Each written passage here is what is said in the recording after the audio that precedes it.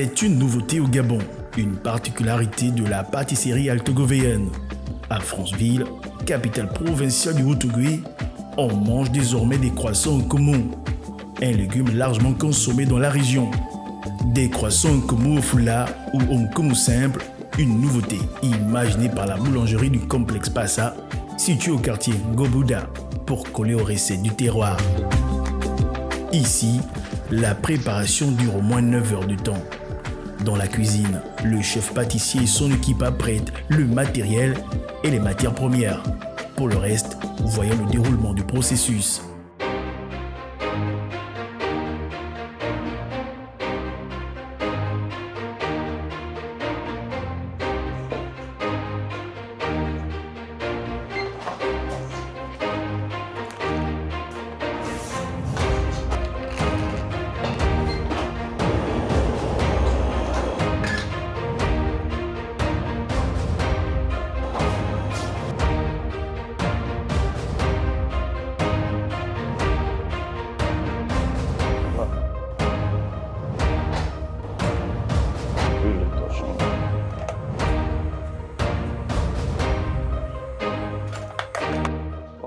Là, on a fini avec les matières premières. Les matières premières, j'allais dire.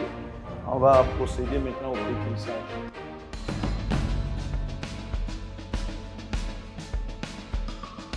Chaque étape est minutieusement exécutée et le temps impérativement respecté.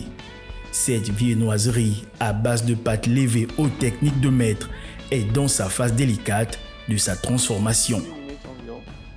Tout dépendra. Et bien avant ça, on mélange d'abord la matière première. Voilà. Le temps que ça mélange, j'irai chercher l'eau et notre fameux nkomo qu'on va mélanger au pétrissage.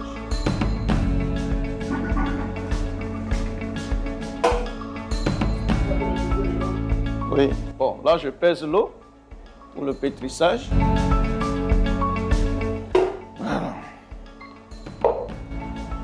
J'ai l'eau glacée là. Donc c'est bon, c'est 2 kilos j'ai pétri. On pèse l'eau.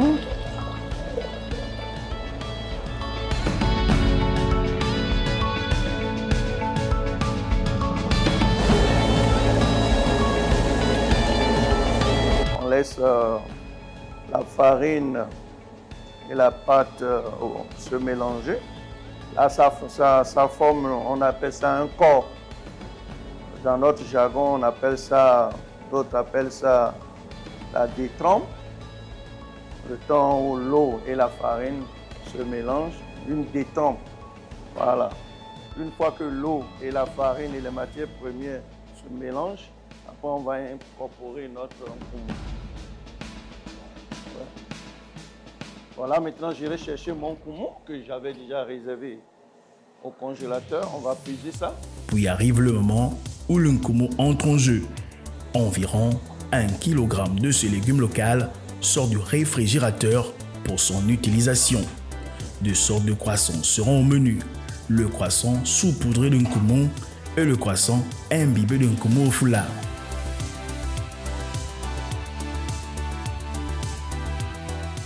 Donc je suis en train de peser la quantité par rapport à la pâte que je veux faire.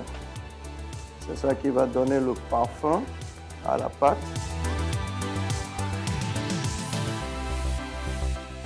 Voilà. Ça c'est donc comment j'incorpore dans ma pâte. J'incorpore dans la pâte. Là nous sommes en train de pétrir comme ça. Voilà, j'essaie de toucher la pâte pour voir si est-ce que la pâte elle est bien hydratée, est-ce que ça suit, voilà. Est-ce que ça manque d'eau? Si ça manquait d'eau, je devais compléter un tout petit peu. Donc quand on touche, c'est pour vérifier. Alors, l'état de la pâte, c'est le processus. Voilà. Le pétrissage de la pâte, le pointage, l'incorporation du beurre, le façonnage, la pousse. Les étapes clés incluent le respect du temps de repos au frais pour garantir une pâte croustillante et aérée. Là, ça c'est la pâte croissant au nkomo avec les chenilles. Voilà. C'est une pâte bien pétrie. Oui. Vérifie, c'est ça, ça prouve que c'est bien pétri. Non, je presse pour voir. On ramasse. Voilà. Bon, ensuite, on va faire reposer la pâte au congélateur au minimum 2 heures de temps. C'est le minimum dans un congélateur très fort. Voilà.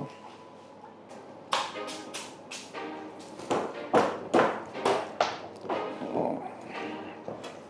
Là, je suis en train d'aplatir la pâte juste pour que plus elle est moins épaisse dans le plateau, elle va prendre vite la fraîcheur. Donc là, je suis en train d'abaisser un peu avec mes mains. Là, j'abaisse. Voilà. On sent 2 heures de temps. Allez, elle aura assez de fraîcheur. On va le filmer.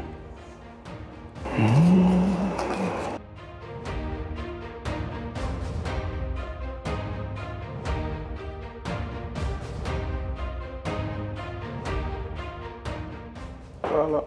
Donc, on va mettre au congélateur.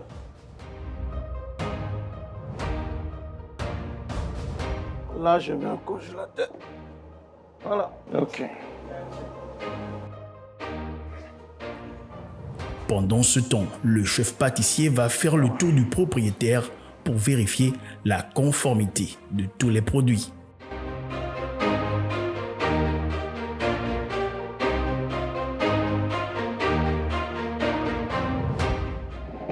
Vérifier le poids. Le poids, il est bon. Pardon? Pour regarder comment il est à l'intérieur. Voilà. C'est bon. Le travail est très bon. Ils sont bien sortis. Comme là, on a la viennoiserie. Nous avons ici des saucisses, des chaussons pommes, des feuilletés jambon fromage. On a des croque-monsieur, des croissants jambon fromage. Ça, c'est le pain chocolat. Ça attend encore avant d'aller au four. Nous avons les pains au raisin. Voilà, le pain au raisin. C'est pas encore nappé. Voilà, les mini pour le petit déjeuner du restaurant, des clients du restaurant. Voilà, ce pain. 2 heures après la phase de pousse, la pâte au koumon fait son retour dans la cuisine pour le modélage, avant de finir dans le four. Ça, c'est l'étape où il faut aller un peu vite, parce que si la pâte perd sa fraîcheur, on aura du mal à la travailler. OK, c'est bon. Là, on a divisé en 2. Là, il faut maintenant beurrer la pâte. On appelle ça beurrer ou tourer la pâte. Pour ça, là, on va remettre au frais. Et pour ceux qui ne savent pas, c'est déjà pesé d'avance. Voilà. Là, on recouvre la pâte sur le beurre.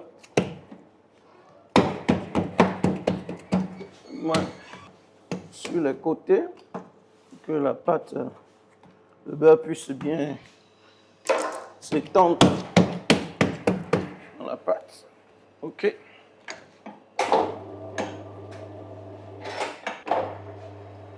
Achète, tu m'apprêtes un plateau avec le papier cuisson.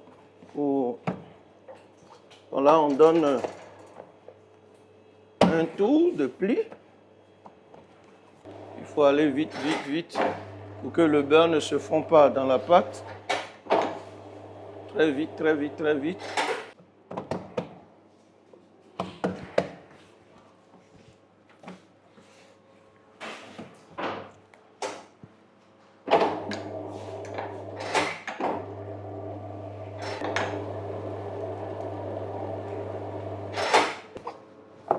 Le tour de pli. Et cette fois-ci, on la laisse encore reposer. On met sur la plaque.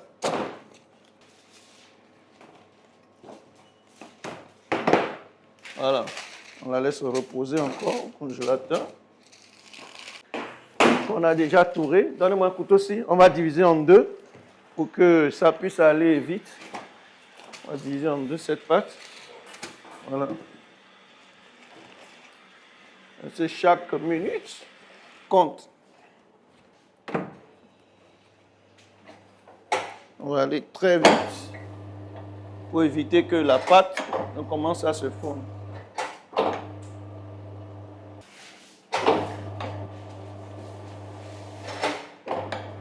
On vérifie l'épaisseur.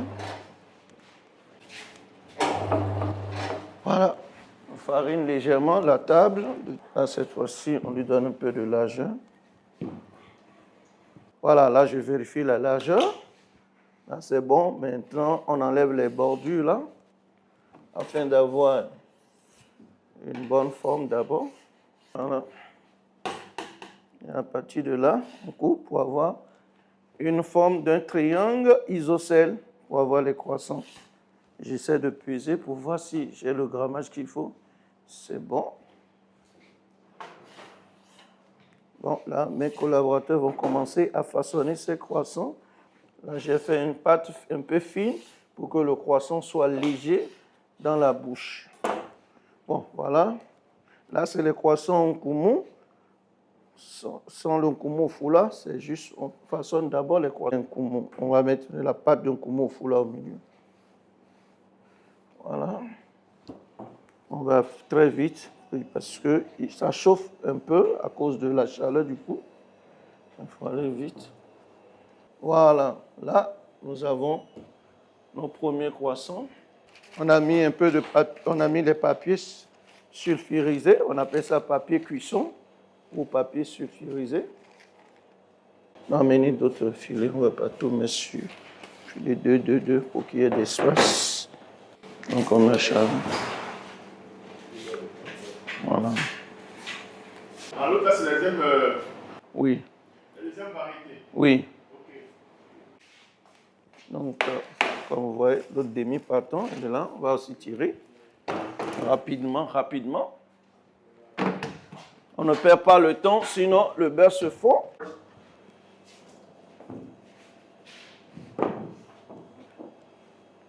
Voilà, on vérifie la largeur. C'est bon. Tu as dit ça.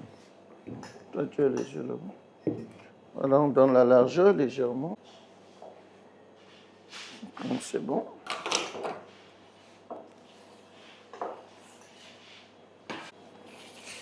Voilà. Ici, on enlève un peu.